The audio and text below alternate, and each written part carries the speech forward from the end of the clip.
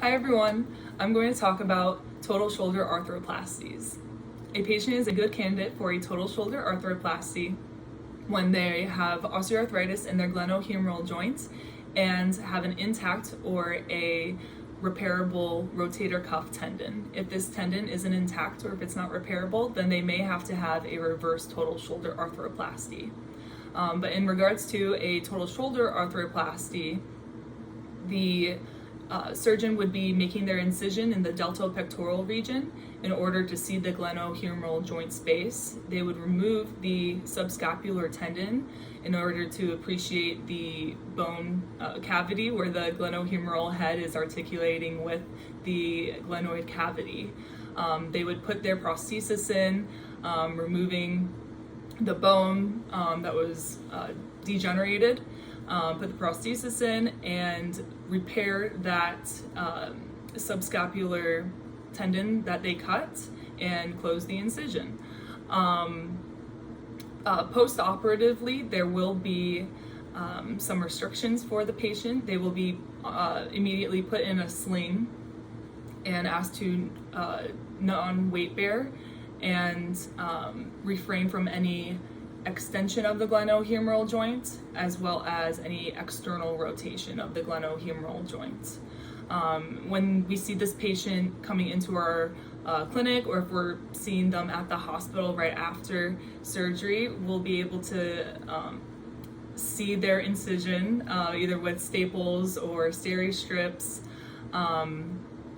or maybe even sutures, and there will be a lot of swelling and bruising. Bruising may be down into their pec region or down their arm, not just around where the incision is, and would probably be able to appreciate some stiffness from them just being in the sling.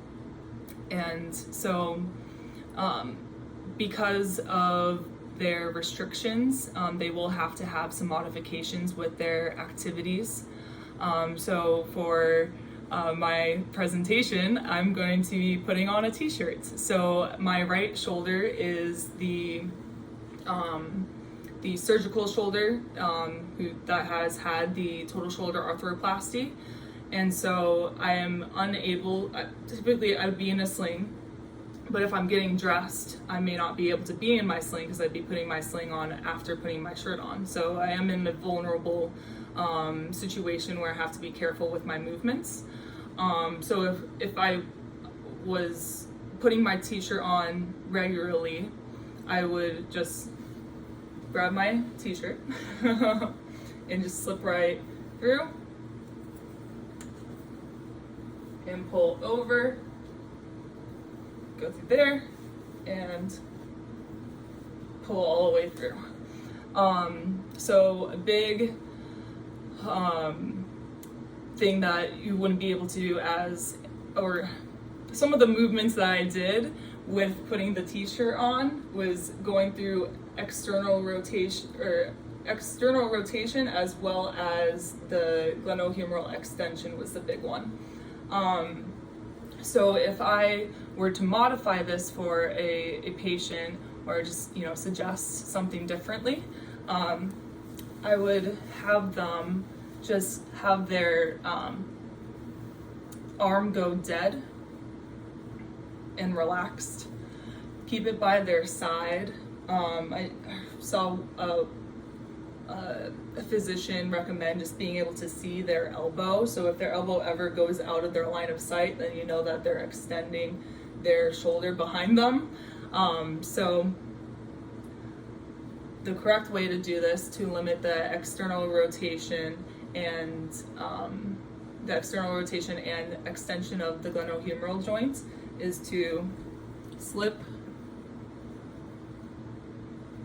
the t-shirt down, use the non-surgical arm as the working arm, slipping over, just keeping the shoulder nice and relaxed and lifting over. So I'm not flexing any muscles or I shouldn't say flex, contracting any muscles in my right arm. I am just letting it go for the ride. So let me know what you guys think. Another suggestion that I would make for patients would be to not wear a tight shirt or wear a button up where they can just slip right through and then use their one hand to button. They do have, you know, their motion in their elbow, so that may be able to help them, but then again, you do want to limit their mobility when they're being able to go back to their activities. So please let me know what you guys think. All right, see you guys later. Bye.